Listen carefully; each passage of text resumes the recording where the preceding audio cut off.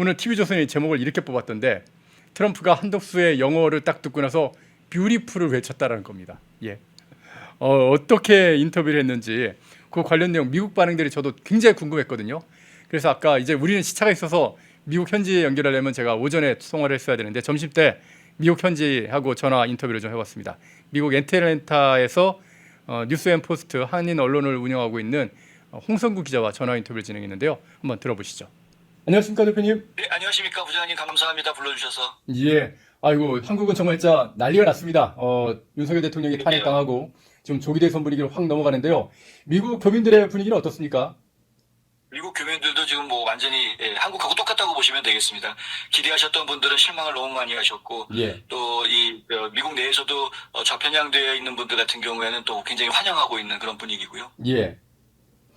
미국 언론의 보도 분위기도 좀 궁금합니다. 일단 폭스뉴스에서는 지금 보도하는 게 아니 중국의 어떤 확장 전략에 대한민국이 당했다 이런 표현을 쓰더라고요. 네, 그거는 이제 미국의 우익 연구소에서는 싱크탱크들은 그런 식의 반응들을 지금 내놓고 있는 것이고요. 예. 근데 이제 전반적으로 우파 싱크탱크가 아닌 일반적인 객관적인 입장에서 미국이 바라보고 있는 시각은 한국이 어찌됐든 간에 민주주의 질서 안에서 흔들림이 없이 가고 있구나. 이제 그 민주주의의 회복력이라는 부분에 지금 무게를 더 두고 있는 그런 입장입니다. 백악관의 공식 입장에 딱 맞춘 비슷한 그런 정도쯤의 논평을 내고 있군요. 네네네. 예. 자, 이런 가운데, 트럼프 미국 대통령 또 한덕수 권한대행이 전화회담을 가졌습니다.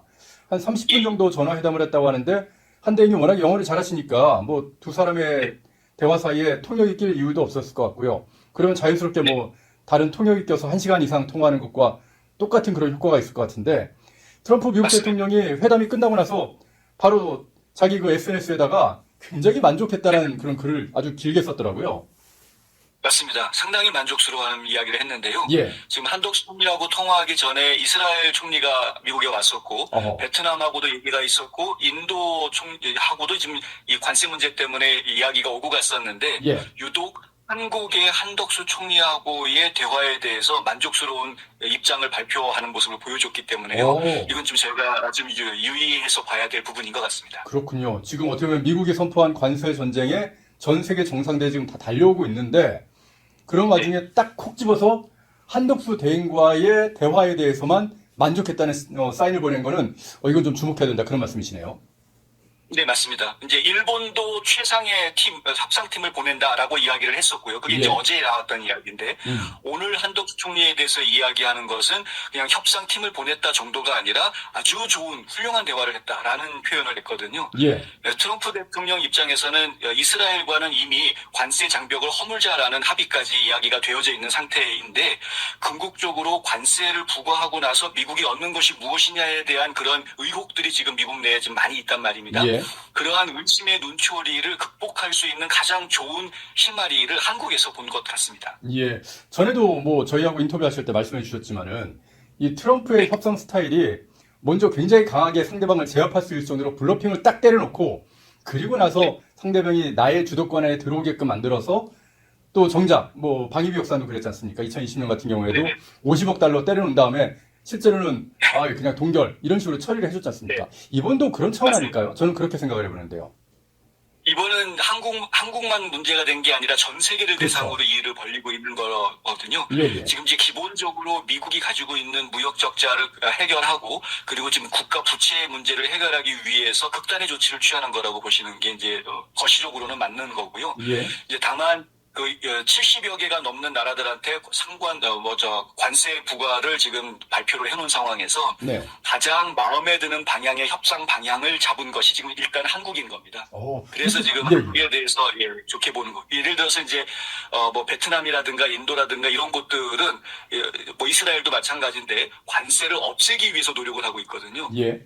그런데 지금 한국에서 제시한 협상 카드는 그런 방향이 아닙니다. 왜냐하면 미국으로부터 최대한 수혜를 볼 수 있는, 그러니까 미국이 돈을 한국으로부터 벌어갈 수 있는 방향들을 제시해주고 있습니다. 예.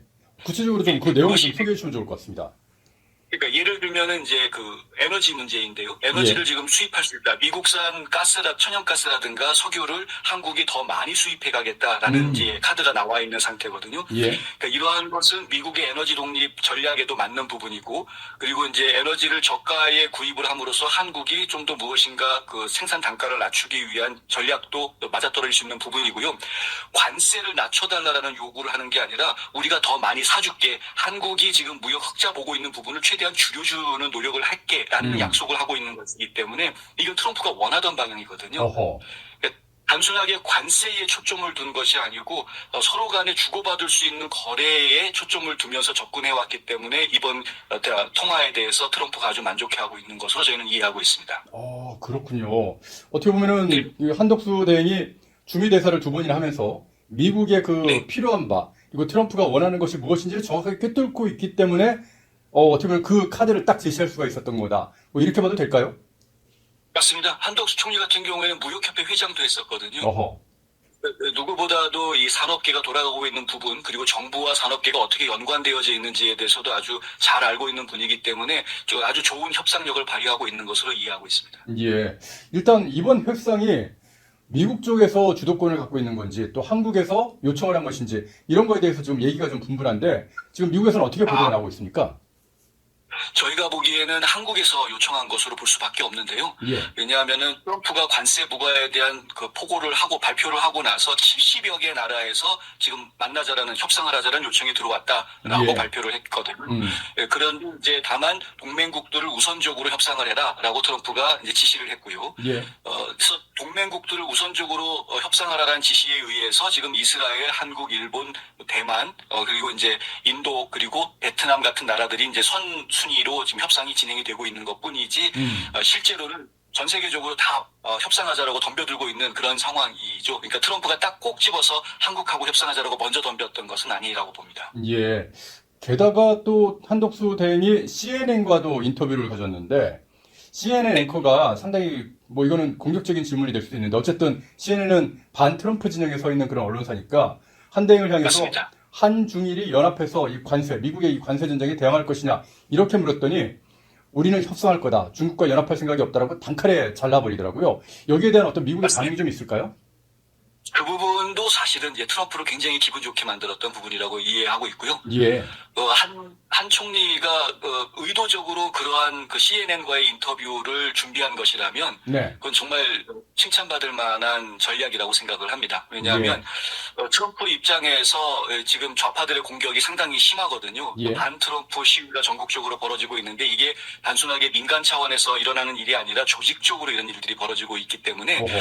트럼프 입장에서는 이것을 이제 정치적인 공격으로 받아들이고 있습니다. 예. 이 정치적인 공격이 계속되고 있는 상황에서 관세 문제를 가지고 어떻게 해서든 물고 넘어지려고 하는 좌파들의 공격을 어떻게 막아낼 수 있을까? 가시적인 성과를 어떻게 빨리 보여줄 수 있을까? 이것이 이제 트럼프 진영에서는 하나의 숙제인 셈인데 네. 다행스럽게도 한국이 지금 긍정적으로 이렇게 우리는 관세 문제 해결하는 것 이상 그거보다 한 발 더 나아가서 더 깊은 관계를 미국과 가지려고 해, 중국과 관계 가지려고 하는 거 아니야라고 선을 확 거주는 모습을 한 총리가 보여준 것이기 때문에 예. 뭐 트럼프 입장에서는 굉장히 만족스럽고 좌파들의 관세 정책에 대한 공격 이것으로부터 트럼프를 보호해 줄 수 있는 또 하나의 카드가 하나 생긴 셈이라고 볼 수 있죠. 그렇군요. 지금 미국에서 뭐 60만 명이 모이는 시위가 일어났다 막 이런 그런 소식이 막 들려오던데 트럼프로서는 우리는 동맹과 이렇게 협력을 잘하고 있다라는 거를 오히려 선전할 수 있는 거 기회가 거기다 CNN에서 그런 기사가 나오게끔 만든 거 이거는 굉장히 맞습니다. 트럼프로서는 어떻게 보면 천군만마를 얻은 것 같은 그런 효과가 좀 있었겠군요.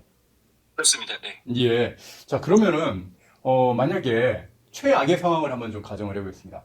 미국이, 뭐, 한덕수 대행이, 뭐, 만약에 대선에 뭐 출마하지 않고, 그리고 뭐 또 이 대선, 조기 대선이 벌어진 상황에서 이재명이 또 민주당이 집권하게 된다면, 미국은 과연 어떻게 한국을 대하게 될까요? 지금까지 이야기가 나온 것들을 종합을 해보면 트럼프 대통령은 이재명 정권에 대해서는 굉장히 불만을 가질 가능성이 매우 높아 보이고요. 예. 전에 문재인 대통령이 있었을 때 느꼈던 불만 사항이 그대로 연결될 것이라고 가정을 하고 정책을 추진할 것으로 예상이 됩니다. 믿을 수 없는 지금 선거다. 예. 가장 크게 예상되는 부분들이 주한미군 철수 카드고요. 북한과 직접 소통하는 문제 당연히 좀 추진이 될 것으로 예상이 되고요. 예.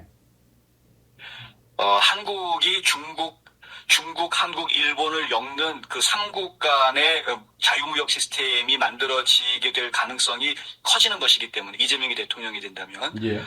그렇게 되는 것이기 때문에 트럼프의 그 압박 카드도 당연히 높아질 수밖에 없을 것이다 이렇게 생각이 됩니다. 예. 특히나 한국을 지금 이미 민간 국가로 지정해 놓은 그런 상황인데 그 부분이 네. 더욱더 확대될 가능성도 있을 것 같은데요.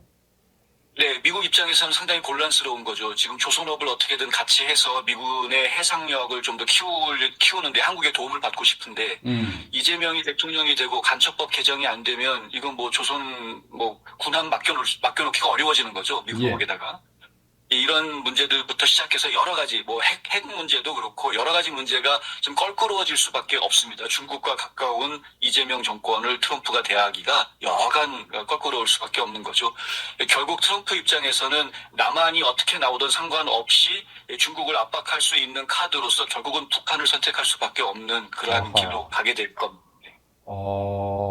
야, 이게 참 복잡한 그런 상황이 되네요. 어떻게 하든지 그렇다면은 이재명이나 민주당이 재집권하는 걸 막아야 되는데 한국에서는 지금 분위기가 일단 한덕수 권한대행 같은 경우에는 아직 뭐 대선 출마 의사를 밝히지 않고 있는 그런 상황이고요.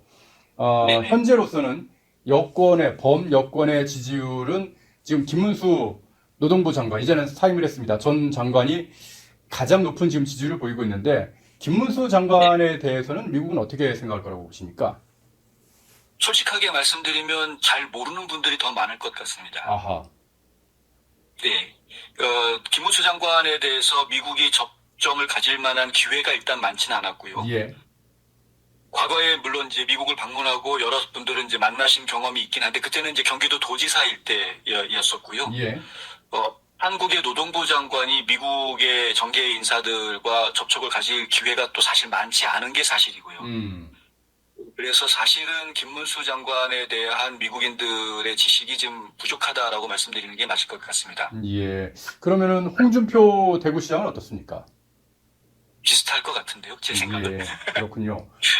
결국에는 한덕수 총리, 그러니까 한덕수 권한대행 같은 경우는 주미대사 등을 하면서 미국에 어느 정도 좀 소개가 돼 있고 알 수 있는 그런 사람이지만 지금 현재 범여권에 거론되고 있는 김문수 그 장관 그리고 또 홍준표 시장 같은 경우는 물론 확실한 우파 인물인 건 맞긴 맞는데 아직 미국의 검증을 거친 건 아니다. 그런 정도로 이해하면 될까요?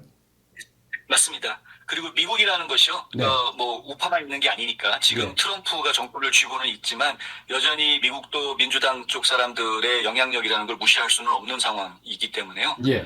한국에서 누가 대선 후보로 나오게 될지는 모르겠습니다만은 미국을 대할 때 트럼프만 대하면 된다라고 생각하면 그게 오산이 될 수 있다는 말씀도 드리고 싶습니다. 아, 그렇군요. 참 이게 한국은 진짜 이제 조기 대선판으로 막 넘어가서 굉장히 복잡한 상황인데 모쪼록 진짜 한미 동맹이 금이 가는 그런 결과만 나오지 않았기를 그렇게 바라보겠습니다. 예, 대표님 오늘 인터뷰 감사드리겠습니다. 네, 감사합니다. 모두가 숨죽이고 침묵하던 시절 페렌데마이크는 앞장서 자유, 진실, 시장을 외쳤습니다. 자유우파 정권이 힘들게 다시 들어선 이후에도 대한민국을 위협하는 세력과의 싸움은 여전히 계속되고 있습니다. 2025년도에도 페렌데마이크는 흔들림 없이 달려갑니다. 자유민주주의 수호의 선봉이 되겠습니다. 2025년 페렌데마이크와 함께해 주십시오.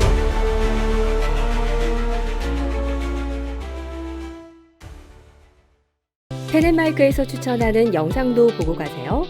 다른 영상도 즐기시려면 구독 버튼을 꼭 눌러주세요.